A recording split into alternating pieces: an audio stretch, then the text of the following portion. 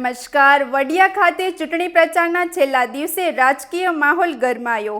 પૂર્વ વિપક્ષ નેતા પરેશ ધાનાણી વડિયા શહેરની મુલાકાતે પહોંચ્યા અને જનતાને સંબોધી. પરેશ ધાનાણીએ જણાવ્યું કે આ લડાઈ સત્તાની નથી પરંતુ સ્વાભિમાનની છે. આ લડાઈ લોકોના મતાધિકારને બચાવવાની અને કોઈ પાર્ટી કે વ્યક્તિ વિરુદ્ધની લડાઈ નથી.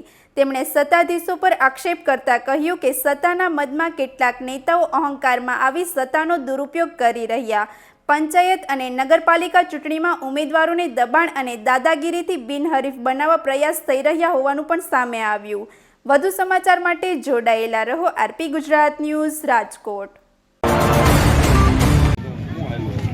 આજે ગ્રામ સ્વરાજનો જંગ અંતિમ તબક્કા તરફ આગળ વધી રહ્યો છે, ત્યારે વડિયાના પાદરમાં બંધારણના ઘડવૈયા બાબા સાહેબને બે હાથ જોડીને પ્રાર્થના કરી છે કે હે બાબા, તે ઘડેલા સંવિધાનથી 18 વર્ણની અધિકાર યાત્રા આગળ ધપીતી.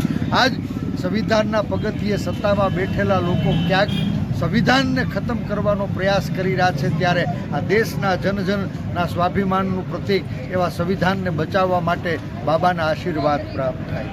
વડિયાના પાદરમાં અમે સરદાર સાહેબને ચરણોમાં વંદન કરી અને પ્રાર્થના કરી છે કે હે સરદાર સાહેબ, હે ગુજરાતનું ગૌરવ, હે દેશનું સ્વાભિમાન, તે આ દેશના અસંખ્ય રજવાડાઓને લાગણીના તાતને જોડી અખંડ ભારતનું નિર્માણ કર્યું. આજ અખંડ ભારતની અંદર વર્ગ વિગ્રહનું આગ લગાવી, લોકશાહીને લજાવી અને અમદાવાદ સ્ટેડિયમમાં તારા નામ ઉપર જ અહંકારી લોકોએ ધોળે દીએ કાળો પીછડો મારી આ ગુજરાતના જનજનના સ્વાભિમાનને ઠેસ પહોંચાડી છે, ત્યારે તારા સ્વાભિમાનને ઠેસ પહોંચાડનારા જે અહંકારી શાસકો છે ને, એના અહંકારને ઓગાળવા માટે તમે શક્તિ આપજો. આજ આ તીનબત્તી ચોકમાં અમે શિવાજી મહારાજના ચરણોમાં વંદન કરીને પ્રાર્થના કરીએ છીએ કે હે શિવાજી મહારાજ, આઝાદીની લડાઈ માટે સંસ્કૃતિ અને સ્વાભિમાનના રક્ષણ કાજે તમે પણ બલિદાન આપ્યા હતા.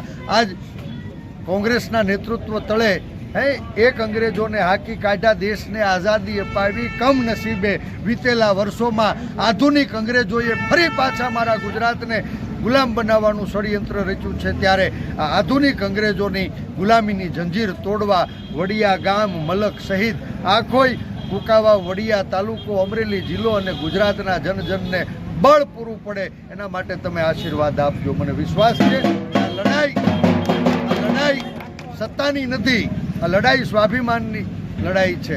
આ લડાઈ કોઈ પાર્ટી વિરુદ્ધની નથી, આ લડાઈ કોઈ વ્યક્તિ વિરુદ્ધની નથી, આ લડાઈ લોકોના મતાધિકારને બચાવવા માટેની લડાઈ છે.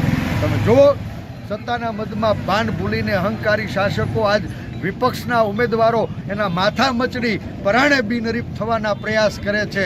ગયા 5 વર્ષ 250 માથા મવડી અને પરાણે બિનહરીફ થનારા ભારતીય જનતા પાર્ટીના લોકોને ગુજરાતે લાલ આંખ ન દેખાડી, એનું પરિણામ આ ચૂંટણીઓમાં આખા ગુજરાતના 250 તાલુકા, જિલ્લા પંચાયત કે નગરપાલિકાના ઉમેદવારો એના જોર જુલમ દાદાગીરીથી માથા મવડી અને પરાણે ભારતીય જનતા પાર્ટીના ઉમેદવારોને બિનહરીફ કરવા સત્તાનો દુરુપયોગ કર્યો. ગઈ વખતે 250 માથા મળ્યા, આ વખત 750 માથા મળ્યા.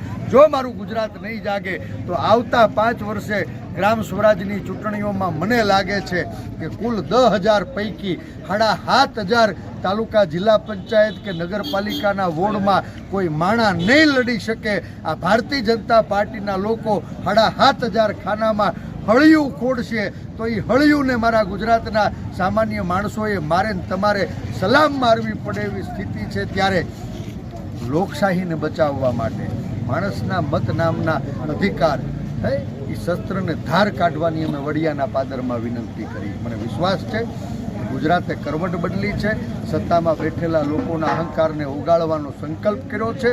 26 તારીખે આખું ગુજરાત વહેલું ઉઠીને સવારે 7 વાગે લાઇનમાં ઊભું રહી જવાનું છે. 28 તારીખે પેટીયું ખુલે તો યાદ રાખજો, આખું ગુજરાત નાભીનું નિશાન આપ અને બાપ બેયને સાફ કરી અને કોંગ્રેસનો તિરંગો ગાંધીનગરમાં લહેરાવાનું છે, અમરેલીમાં લહેરાવાનું છે, કુકાવા, વડિયાની અંદર લહેરાવાનું છે.